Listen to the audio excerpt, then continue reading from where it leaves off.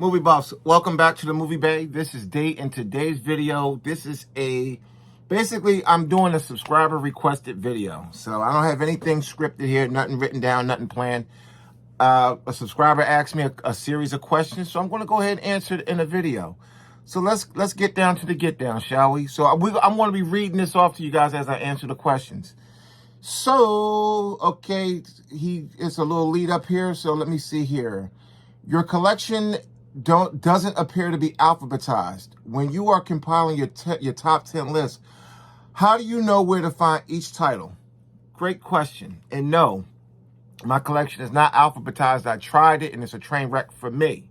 It works well. It works well for other people, but it doesn't really work for me because I'm constantly adding to my collection, so I'm constantly moving stuff around.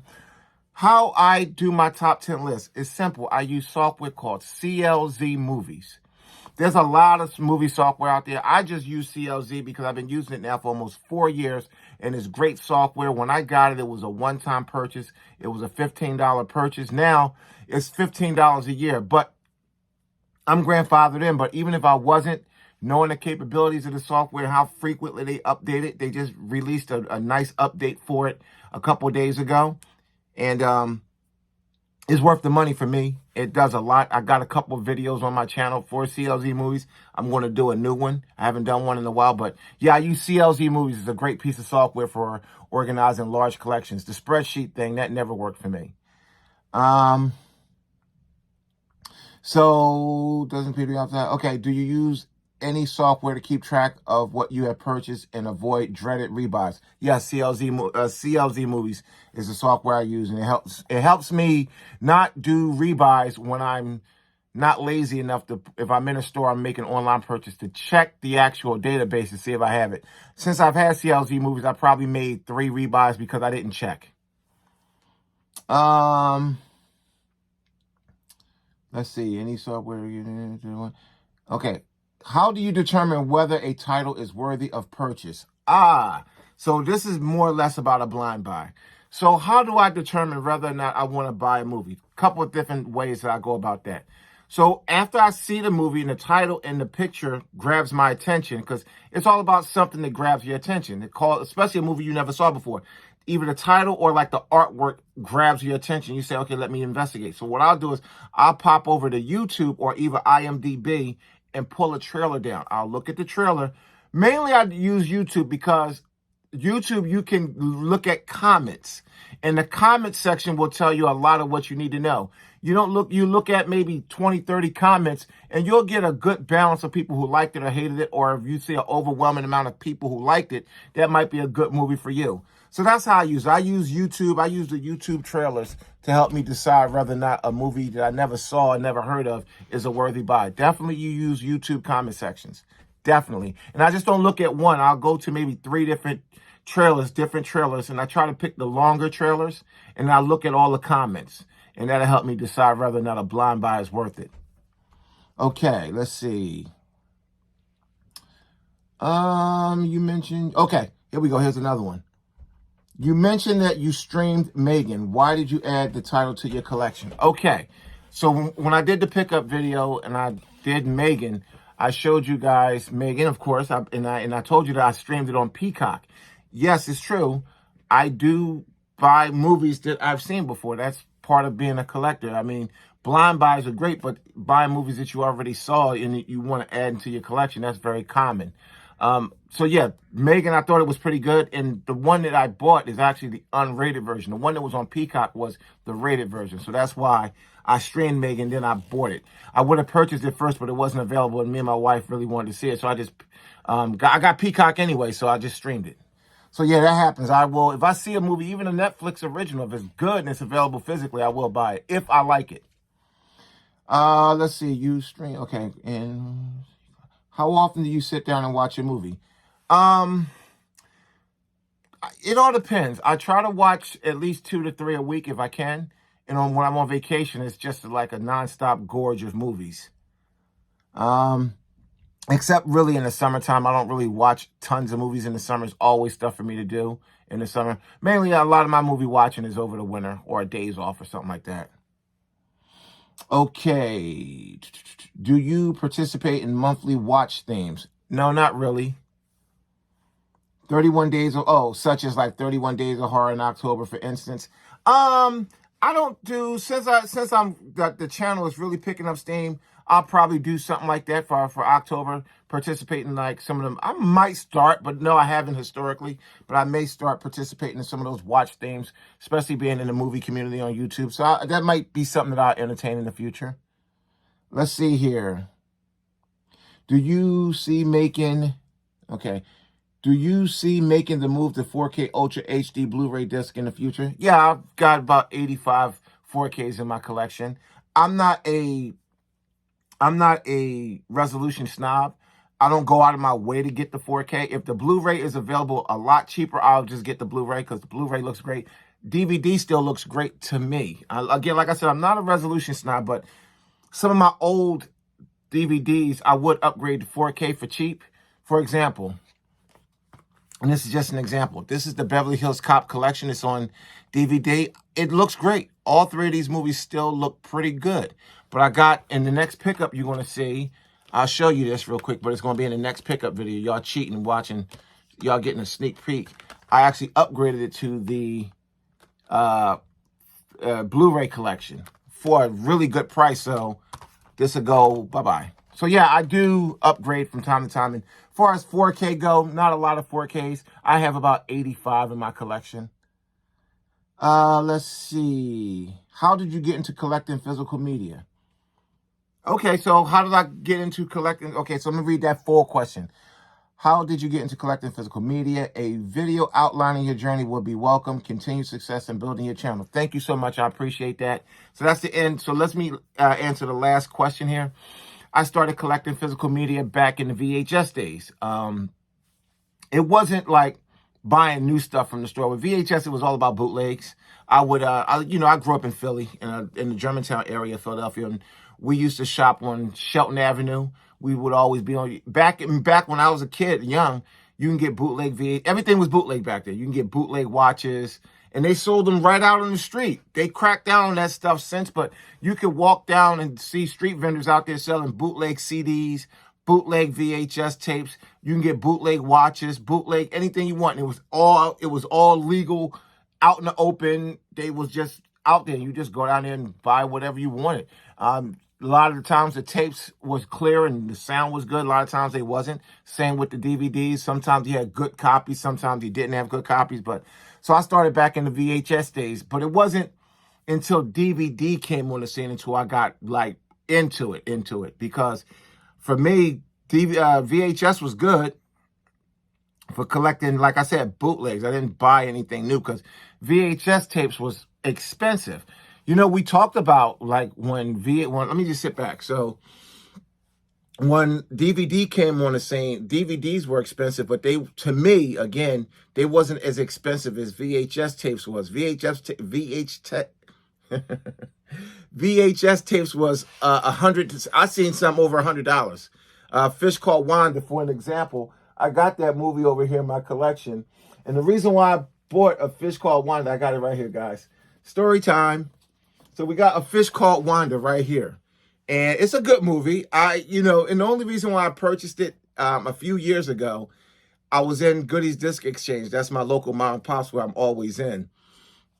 And I saw this sitting there. And when I was a kid, it pops back into my head that I was in, I do believe it was either West Coast Video or Arrows Video.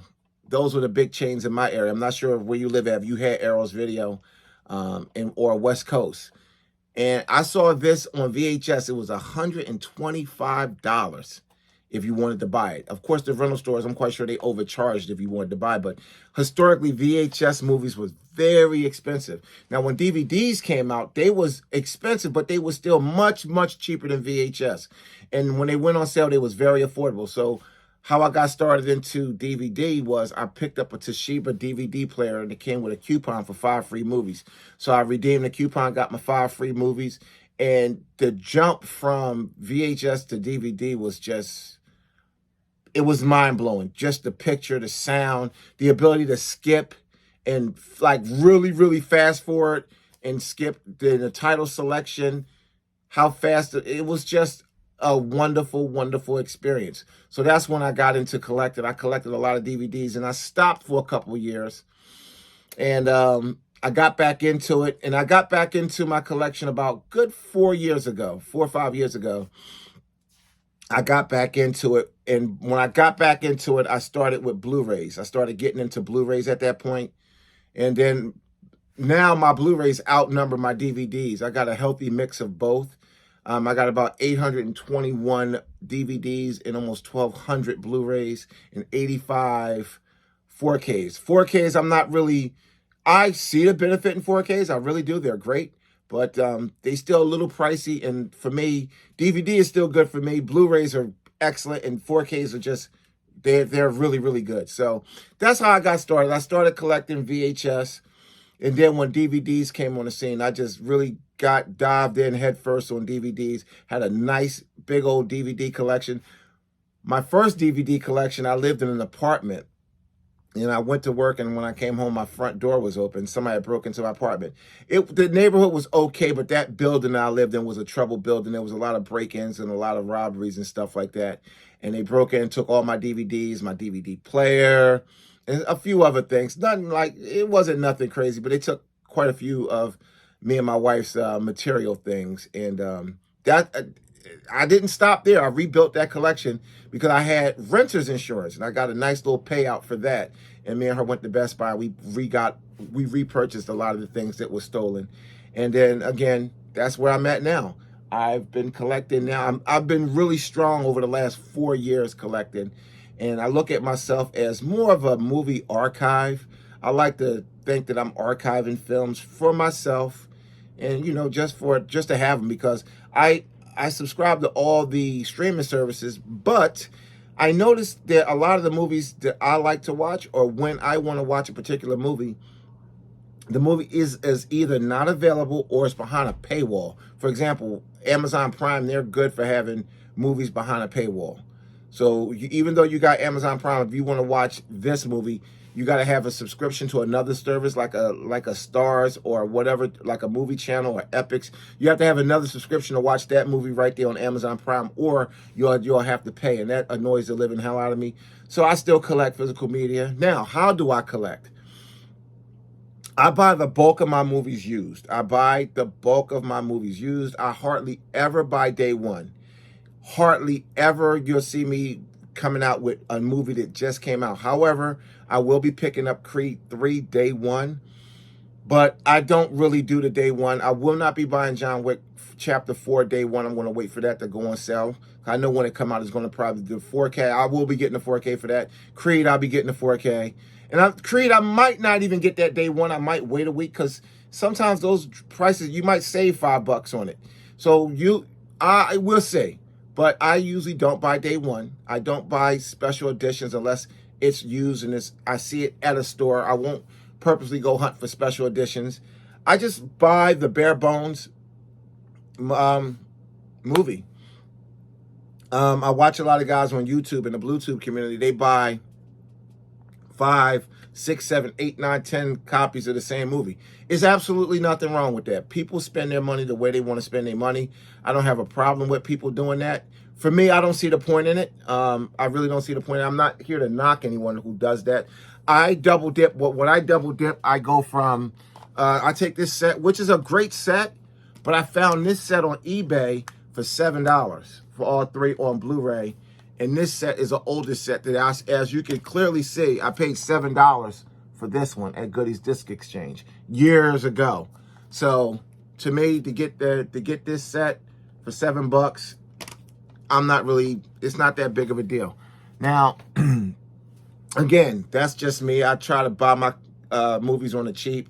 I take my time with them. And that's how I was able to amass such a large collection, by buying cheap. If I paid new prices for all of these, it would have been a lot of money. And, it's a hobby. It's something that I love to do, something that I enjoy to do. But I don't want to make it financially exhausting, because when you make things financially exhausting, they're not fun anymore. So that's my journey as far as collecting. He said he wanted to see a video of me outlining my journey into collecting. And that's how I collect. I do buy blind. I do blind buys. I do upgrade movies. I wouldn't call it a double dip. It's technically, like Tim Talkie said, it's technically a double dip, but you're going up in format. So to me, real double dipping is if you got 4 or 5 different Blu-ray copies of this movie, and they just got, the only difference is the cover, that the artwork is different, or one got a slip cover, one don't have a slip cover. That's double dipping. If people want to double dip, that's fine. But I still call going from a perfectly good DVD to a Blu-ray, that's double dipping, but I don't do the hardcore double dipping. I'm not going to have 10 different editions of the same movie. I can just buy 10 different movies and make my collection actually bigger with different titles. So what you see behind me is one copy of each movie. I don't have multiple copies of anything in this collection. And it's like, in this collection, it's probably between TV shows and movies, it's got to be about 2,400 different SKUs.